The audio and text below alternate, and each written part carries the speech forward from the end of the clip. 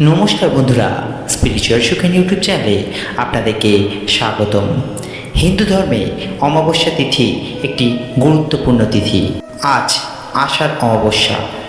আজকের দিনে স্নান দান করলে বিশেষ ফল পাওয়া যায়।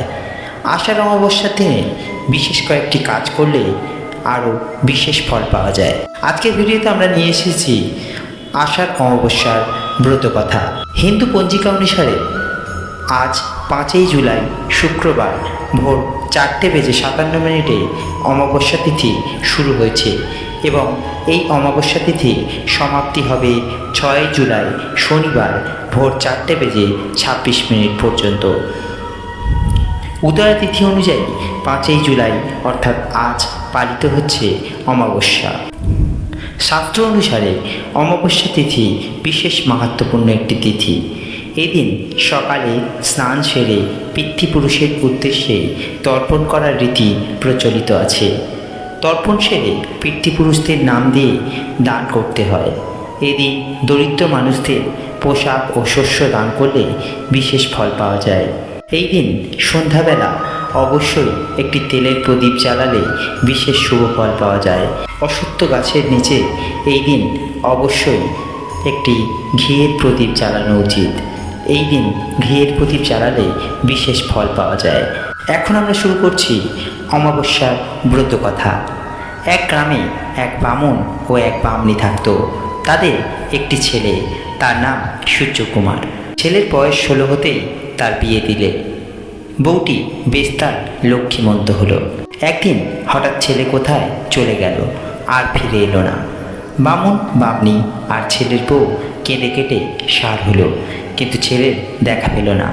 সেই বিপদের সময় বামুন একদিনের জ্বরে মারা গেল। সদ্য বিধবা বামনী কাটনা কেটে অতি কষ্টে বউটিকে নিয়ে দিন কাটাতে লাগলো। এইভাবে 12 বৎসর কেটে গেল। একদিন এক অতিথি এসে বললেন, ওমা, চারটি খেতে দিবি? বামনী বললে, বেশ তো বাবা, গৃহস্থের বাড়ি যখন এসেছো তার উদ্যোগ করে দিচ্ছি। এই বলে অতিথির আপ্যায়ন শুরু হলো।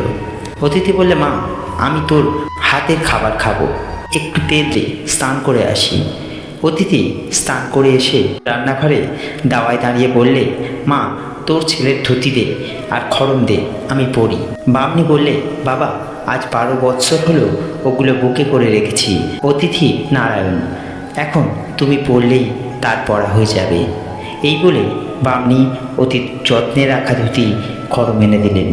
বামনী দাওয়ায় আসন পেতে ভাত বাড়তে যেমন যাবে, অতিথি বললেন, মা, তোর ছেলের থালায় ভাত দে, তার গেলাসে জল দে। বামনী তাই দিলে। অতিথি খাওয়া দাওয়া সেরে হাত মুখ ধুয়ে বললে, মা, তোর ছেলের ঘর খুলে দে, আমি বিশ্রাম করব। বামনী ঘর খুলে দিলে। অতিথি আবার বললে, মা, তোর বউকে খাইয়ে দাইয়ে আমার ঘরে পাঠিয়ে দে, আমার একটু হাত পা টিপে দেবে। গিন্নি তাই বৌমাকে করতে বলে। বউকে দেখে বললে, দরজা বন্ধ করে এসো। বউ তাই করলে। অতিথি বউকে পাশে বসিয়ে অনেক কথা বললে। অতিথির কথা শুনে তার মুখের দিকে ভালো করে চেয়ে বউয়ের আনন্দ আর ধরল না। এ কথা সে কথা কইতে কইতে তার পাশে শুয়ে ঘুমিয়ে পড়ল। বিকেলে অতিথি ঘুম থেকে উঠে বউকে বললে, এ কথা এখন কারোর কাছে বলো না। এই বলে বিদায় দিয়ে অতিথি চলে গেল। আবার কিছুদিন পরে অতিথি বামনীর বাড়ি এসে খেয়ে দিয়ে বউকে নিয়ে গিয়ে দরজা বন্ধ করে দিলে। বিকেল হতেই বিদায় নিয়ে চলে গেল। এইভাবে মাঝে মাঝে যাতায়াত বামনীর সঙ্গে ছেলে আর ছেলের মায়ের সম্বন্ধ আরও ঘনিষ্ঠ হয়ে উঠল। একদিন বামনী কথায় কথায় অতিথিকে বলল, বাবা, আমাদের এত দুঃখ কষ্ট কেমন করে দূর হবে তা বলতে পারো বাবা? অতিথি বললে, মা, তুমি যদি 12 মাসের অমাবস্যার ব্রত পালন করতে পারো তবে সব দুঃখ কষ্ট দূর হবে। বামনী বললে, আমরা তো 12 মাস অমাবস্যার ব্রত করি, কই তাতে তো আমাদের দুঃখ গেল না। অতিথি বললে, আর কিছুকাল অপেক্ষা করো, তোমাদের সব দুঃখ দূর হবে, এই ব্রত পালন করে যাও। এমনি করে কিছুদিন গেল। অতিথি যায় আসে। একদিন অতিথি এসে বললে, মা, তুমি আঁচল পাতো।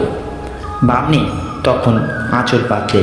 অতিথি এক মুঠো মুক্ত বামনীর আঁচলে দিয়ে বললে গেল, বামনি দেখলে অতিথি এক মুঠো সাদা কড়াই দিয়ে গেল।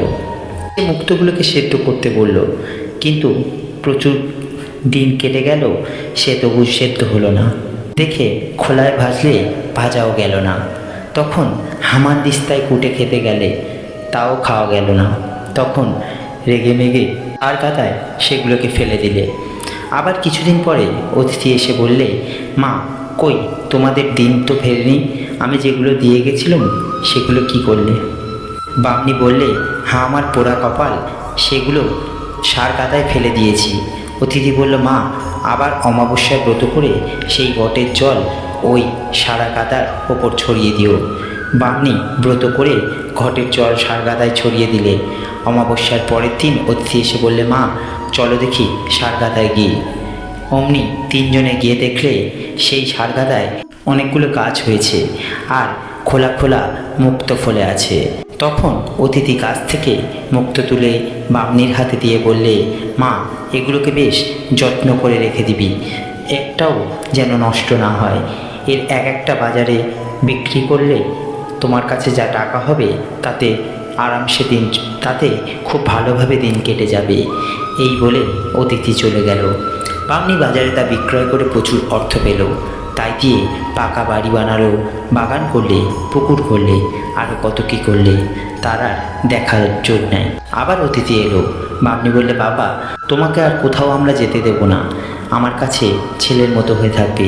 বৌমা আমার তোমায় দেখতে না পেলে দিনরাত মন মরা হয়ে থাকে। এখন সে পোয়াতি হয়েছে, তুমি কাছে না থাকলে যদি কোনো বিপদ আপদ হয়। অতিথি একটা আংটি বের করে বললে, মা এটা কি চিনতে পারো?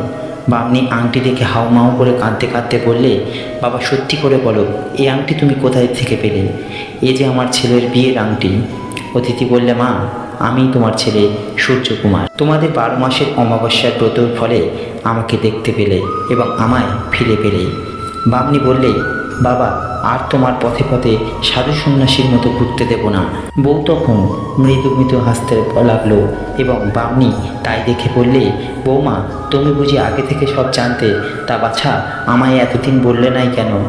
বউ বললে, উনি আমায় বলতে বারণ করেছিল। সেই কথা শুনে পাড়াশুদ্ধ লোক সূর্যকুমারকে দেখতে এলো। সূর্যকুমারকে সকলে ধন্যী ধন্যী করতে লাগলো। সূর্যকুমার তাদের সব কথা বললে আর সেই 12 মাসের অমাবস্যার ব্রত পালন করতে লাগলো। দেখতে দেখতে পৃথিবীতে 12 মাসের অমাবস্যার ব্রত প্রচার হলো। আষাঢ় মাসের অমাবস্যার ব্রত কথা এখানেই সমাপ্তি হলো। আর আজকের ভিডিওটি এখানে সমাপ্তি হলো। ভিডিওটি কেমন লাগলো অবশ্যই জানাবেন। ভালো লাগলে একটি লাইক করবেন, শেয়ার করবেন এবং চ্যানেল যারা নতুন আছেন অবশ্যই চ্যানেলটিকে সাবস্ক্রাইব করবেন।